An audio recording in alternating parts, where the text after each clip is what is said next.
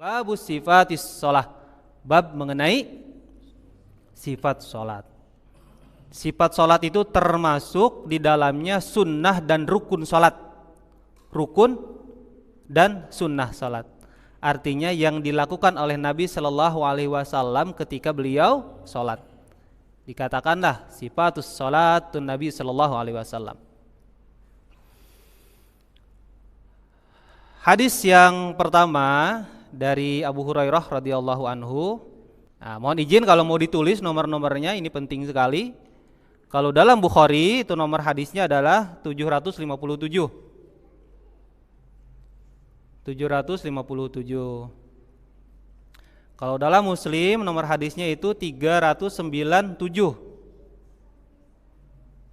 Nanti siapa tahu kitab Bapak itu dibuka oleh anak, yang anaknya itu pesantren atau kuliah ilmu hadis. Ketika buka kitab bapaknya, oh ternyata ada di kitab bapak ini nomor-nomor hadisnya. Kebetulan anaknya pun punya kitab-kitab induk hadisnya gitu. Jadi pas dibuka, wah betul, ternyata maksudnya ini adalah untuk keilmuan kita, supaya kita punya dasar dalam ibadah. Tadi Muslim nomor 397. Kemudian Abu Dawud nomor hadisnya itu 856. Kemudian Abu Dawud At-Tirmidzi nomor hadisnya 303. An-Nasa'i nomor hadisnya 884. Ibnu Majah nomor hadisnya 1060.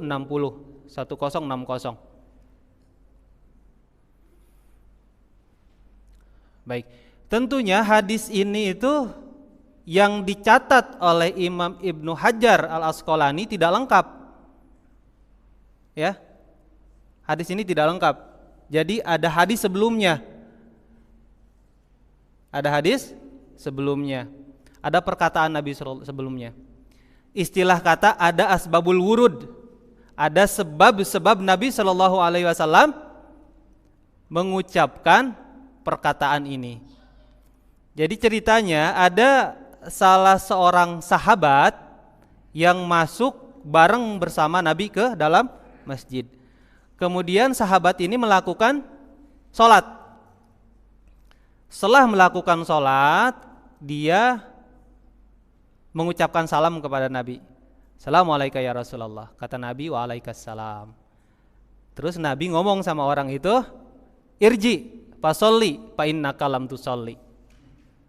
Coba kembali lagi sholat karena sesungguhnya kamu belum sholat. Kemudian laki-laki ini sholat lagi. Setelah sholat kembali lagi ke Nabi mengucapkan salam. Kata Nabi, waalaikumsalam. Apa perkataan Nabi? Sama kayak yang tadi, irji fasolli fa innaka lam tusolli. Balik lagi, sholat lagi karena engkau belum sholat. Sampai 3 kali. Sehingga sahabat ini, salah terus saya sholat. Akhirnya dia berkata, ya Rasulullah, saya tidak bisa melakukan hal yang lebih baik dalam sholatku ini kecuali yang barusan. Artinya yang saya ketahui masalah sholat itu ya yang saya lakukan barusan.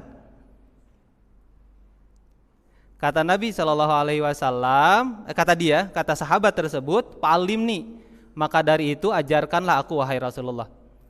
Kata Nabi Shallallahu Alaihi Wasallam baru ini sabdanya, idza kumta ilas salati fa'asbigil wudu'a.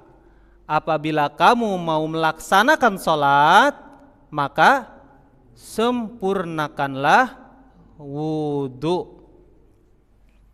Kemarin sudah kita pelajari wudu yang baik seperti apa. Wudu dikatakan wudu sempurna seperti apa. Pertama kali ketika kita mau wudu adalah mengucapkan bismillah. Bismillahirrahmanirrahim. Kemudian buka keran. Buka kerannya itu sampai keluar air kecil aja Pak, jangan terlalu besar. Kecil. Jangan dipulin ya. Pas buka air itu kerannya ya kecil lah. Pas keluar airnya itu kecil. Nah, ini sunnah Nabi yang sudah kita tinggalkan. Kecil aja yang keluar. Nah, setelah itu cuci tangan sebanyak 3 kali sampai ke sela-sela jari-jari kita. Cuci tangan 3 kali. 3 kali. Setelah itu kumur-kumur. Kalau bisa kumur-kumur sekalian berbarengan dengan menghirup air ke hidung. Kalau bisa. Kalau tidak bisa kumur-kumur terlebih dahulu. Kumur-kumur 3 kali. Kemudian membersihkan hidung. Namanya istinsak. Kalau istinsar itu mengeluarkan cairan yang dalam hidung tidak didahului dengan memasukkan air, itu istinsar. Kalau istinsak adalah memasukkan air ke hidung kemudian membuangnya, itu istinsak. Istinsak sampai 3 kali. Karena tempat setan itu adalah salah satunya di dalam hidung kita. 3 kali, setelah itu baru membasuh muka. Membasuh muka sampai ujung terakhir dari tumbuhnya rambut kita. Sampai sini. Muka 3 kali. Setelah itu membasuh tangan. Membasuh tangan caranya bebas. Mau diambil dulu airnya, langsung ke sini. Ya. Atau dari air langsung ke sini. 3 kali. Kanan dulu. Jangan kanan, kiri. Kanan, kiri. Kanan, kiri. Jangan. Kanan dulu 3 kali. Terus kiri 3 kali. Saya sering lihat kalau di perkantoran itu kanan kiri sampai 3 kali. Kanan dulu 3 kali. Dibasuh. Tangan dibasuh ya. Jangan sampai cuma kena air doang, tapi harus dibasuh. Ya ayyuhalladzina amanu idza qumtum ilas salati fa'aghsilu wujuhakum wa aydiyakum ilal marafiqi. Dan basuhlah kedua tangan sampai siku-siku basuh ya. Kalau ini cuma ngantelin air doang, ini basuh, air sudah sampai ke tangan baru kita gosok-gosok. Itu. Setelah beres baru ambil air sedikit, buang, lalu usapkan ke kepala. Usapkan ke kepala. Caranya adalah, mohon izin, 3 jari kita. Air, buang, usapkan ke kepala. Ini. Dari depan sampai ke tengkuk, ke belakang, ke ujung rambut kita yang punya rambut. Sampai balik lagi ke depan. Beres gini, ini jangan dipakai dulu. Ini satu jangan dipakai. Masukkan ke telinga. Dah, 1 kali. Ya. Bisa ya? Itu sunnah Nabi sallallahu alaihi wasallam. Itu boleh. Boleh, cuma kira-kira kalau kita dikasih sesuatu pengen yang sempurna atau tidak? Pengen yang sempurna. Sempurna dalam wudu seperti itu. Andai kata wudunya gini 3 kali tidak jadi masalah, itu sah wudunya. Ya. Tapi kalau mau sempurna gitu cara Nabi Shallallahu alaihi wasallam. Dan itu banyak dipraktekkan oleh para sahabat dan ulama yang mengerti hadis saat ini. Ya. Ambil air, 3 jari ini diusapkan ke kepala, yang 2 ini jangan dipakai dulu, buat kuping. Ke kuping 1 kali aja. Ya. Nah itu. Yang diusap itu hanya kepala. Wamsahu biru'usikum. Diusap itu hanya kepala. 1 kali. Kalau caranya kayak tadi 1 kali. Tapi kalau mau caranya gini-gini 3 kali sunnahnya kata Imam Syafi'i. Cara yang demikian pernah dipraktekkan oleh Nabi Shallallahu alaihi wasallam ketika beliau sedang dalam perjalanan. Dan saat itu udara sangat panas sehingga beliau tidak membuka penutup kepalanya. Tidak membuka penutup kepalanya. Tapi beliau hanya menggeserkan sedikit, kemudian wudu ketika mengusap kepala hanya mengusap sebahagian depan beliaunya saja. 3 kali. Gitu ya. Nah itu. Baik, itu ada dalilnya. Nah itu, membasuh kaki supaya kita, mohon maaf, tidak bau sikil. Sela-sela jari kita digosok dengan jari kelingking kiri, dimulai dengan kaki kanan. Sela-selanya cukup sekali, cuma membasuhnya 3 kali. 1, 2, 3. Kalau kita di pancuran kan rasanya agak susah kalau 3 kali. Udah. 3 kali Pak, 1, 2, 3. Ya, dengan air kecil, dicatat dengan air kecil. Kaki kiri dengan masih tangan kiri. Masih dengan tangan kiri. Tangan kiri jari kelingking. Ya. Kata Nabi SAW, jika kamu mau melakukan sholat, fa'asbigil wudu'a, sempurnakanlah wudu. Kemudian setelah itu,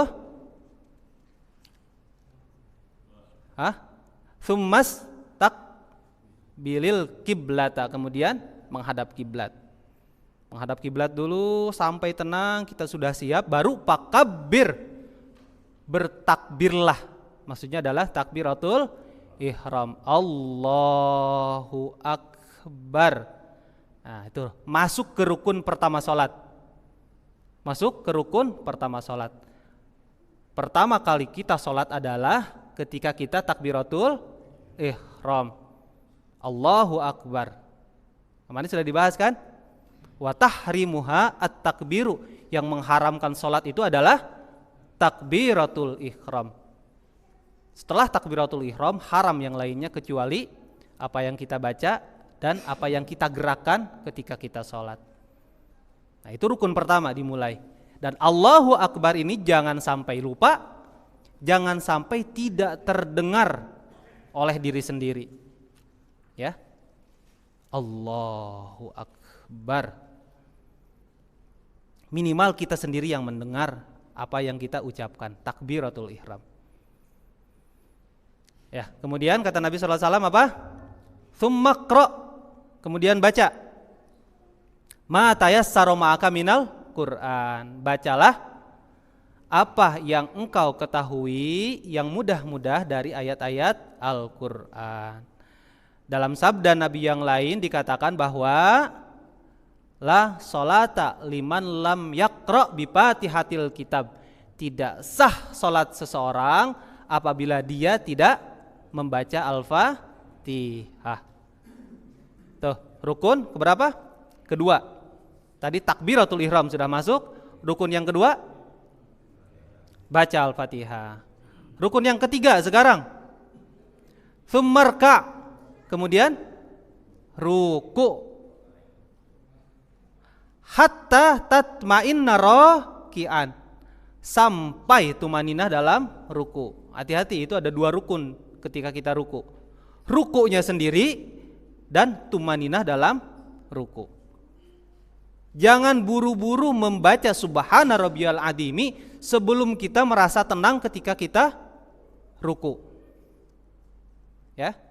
Ruku, Allahu akbar, ruku. Tenang dulu, sudah terasa tenang baru baca subhana rabbiyal azimi. Subhana rabbiyal azimi. Jangan buru-buru.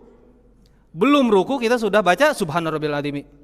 Ruku dulu sampai kita tenang, tulang-tulang kita merasa nyaman, baru baca subhana rabbiyal azimi.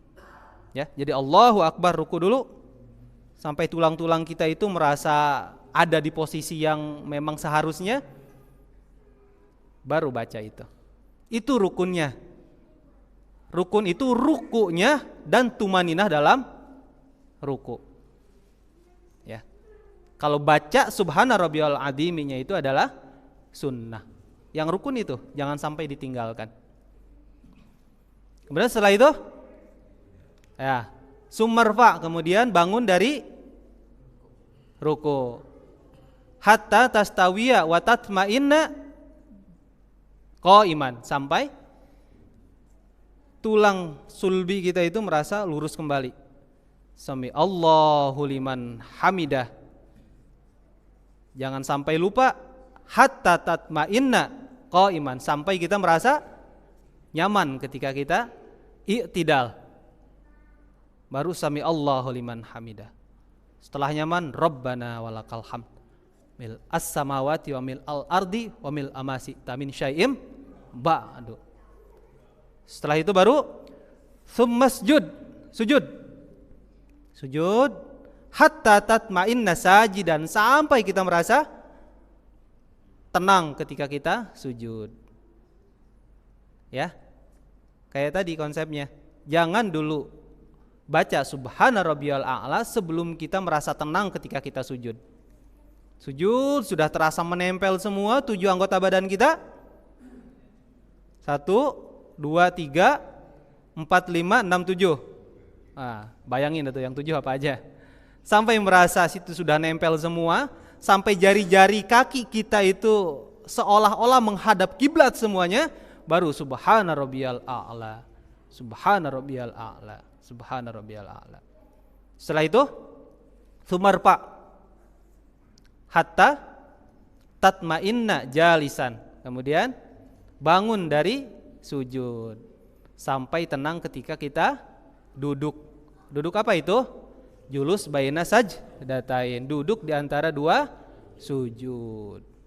Sampai tenang baru baca Rabbighfirli warhamni wajburni warfa'ni warzuqni wahdini wa'afini wa'fu anni. Jangan terburu-buru untuk sujud lagi sebelum baca doa itu. Itu doa yang luar biasa, Pak. 7 proposal kita kepada Allah Subhanahu wa taala. Kata ulama, andaikan kita tidak berdoa lagi setelah sholat, cukup doa antara 2 sujud yang kita panjatkan. Ya. Jadi jangan sujud, duduk, sujud lagi. Doanya kapan? Itu doa bagus banget. Setelah itu baru summasjud hatta tatma'inna sajidan. Kemudian sujud lagi sampai tumaninah dalam sujud. Kata Nabi SAW, waf'al, lakukanlah. Ya, zalika, yang tadi itu, fi sholatika kullaha, dalam setiap sholatmu.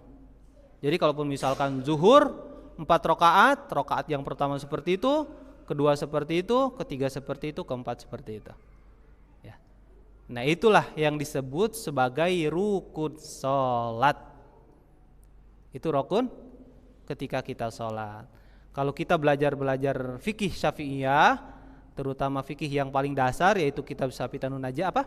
Kitab apa?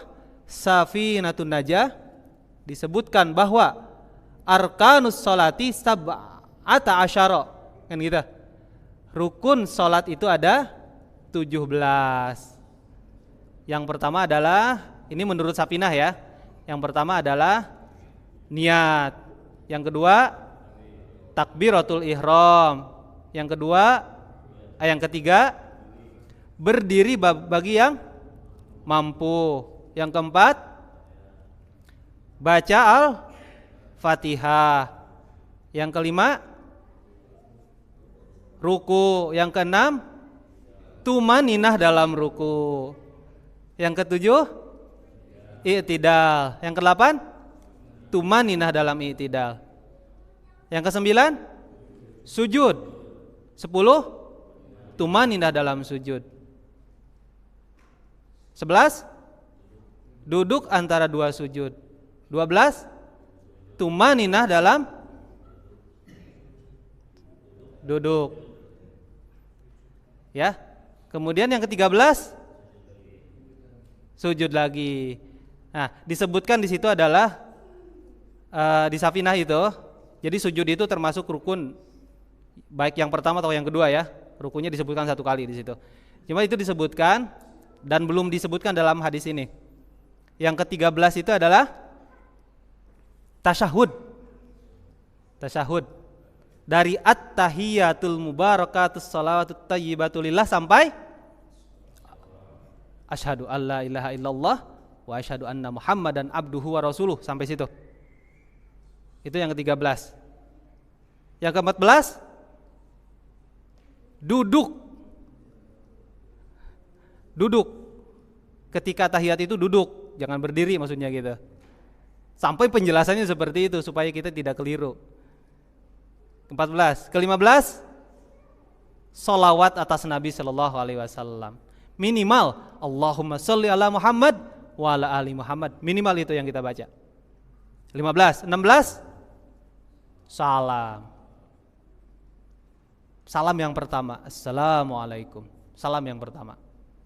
Ya, wa tahliluha at-taslimu, dan yang menghalalkan salat itu adalah salam. Udah beres.